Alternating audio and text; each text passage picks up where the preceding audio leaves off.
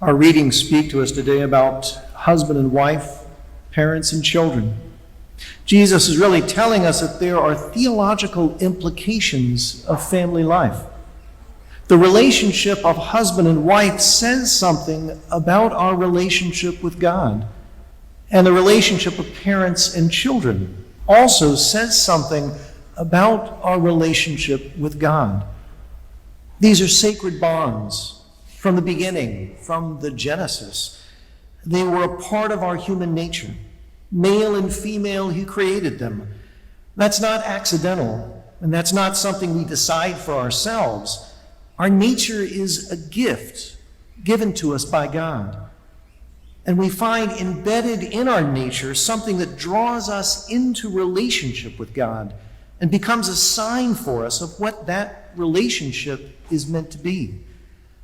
Let's take a look at the Catholic wedding and see what it says about what marriage is supposed to be, because people get confused about the basics of what marriage is. Before the couple pronounces their wedding vows, they're asked 3 questions that begin to clarify what those vows will mean. They're asked about the freedom, fidelity, and fruitfulness of their love. First, they're asked, have you come here to enter into marriage without coercion, freely and wholeheartedly? We don't have any shotgun weddings in the Catholic Church. If someone's feeling forced or pressured, then we don't consider that a valid marriage. The couple needs to be ready to volunteer themselves to each other. Marriage is a free giving of self to another out of love. It's a call beyond selfishness to place the needs of the other first, not out of fear or being pressured, but out of love. This gets to the heart of the human struggle, to use our free will not for self-centered gain, but to open our hearts beyond ourselves. And this is how God loves us. God's love for us is freely given. And when we see God's love hung upon the cross, we see the willingness to give self for another. Have you come here to enter into marriage without coercion, freely and wholeheartedly? Second, the couple at their wedding is asked, are you prepared as you follow the path of marriage to love and honor each other for as long as you both shall live?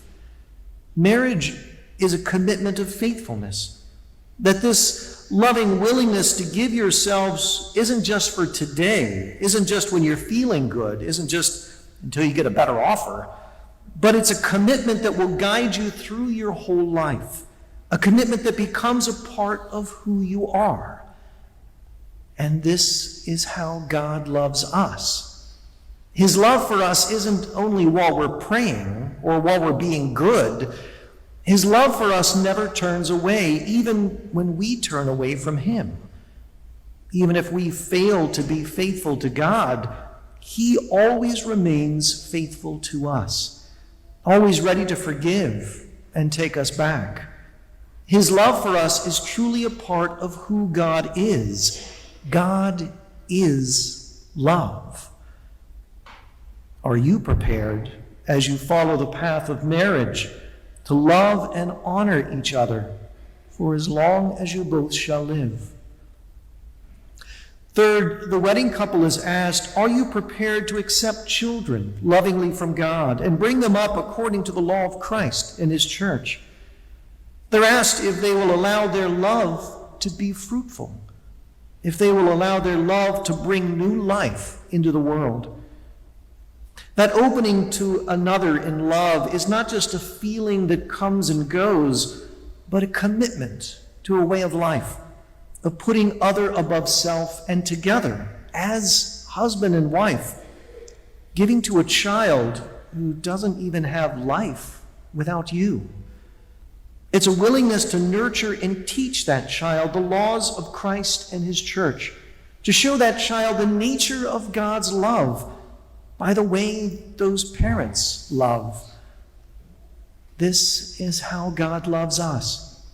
As a parent who gives of self, who invests who they are in the life of this child, even when that child isn't always very loving in return, even when that child doesn't always understand the sacrifice that's given, even when that child turns away in sin. Our Father who is in heaven lovingly accepts us. Are you prepared to accept children lovingly from God and bring them up according to the law of Christ and his church? Only when the couple can say yes to these three questions about the freedom, fidelity, and fruitfulness of their love, then are they ready to enter into vows of marriage before God. They look into each other's eyes and stand before the eyes of God and proclaim the depth of their commitment. I promise to be faithful to you in good times and in bad, in sickness and in health, to love you and to honor you all the days of my life. These words, freely spoken, bond the couple to one another and to God, so that God accepts their pledge for the rest of their lives to be signs of the way that he loves. A man shall leave his father and mother and be joined to his wife, and the two shall become one flesh. So they are no longer two, but one flesh. Therefore, what God has joined together, no human being must separate.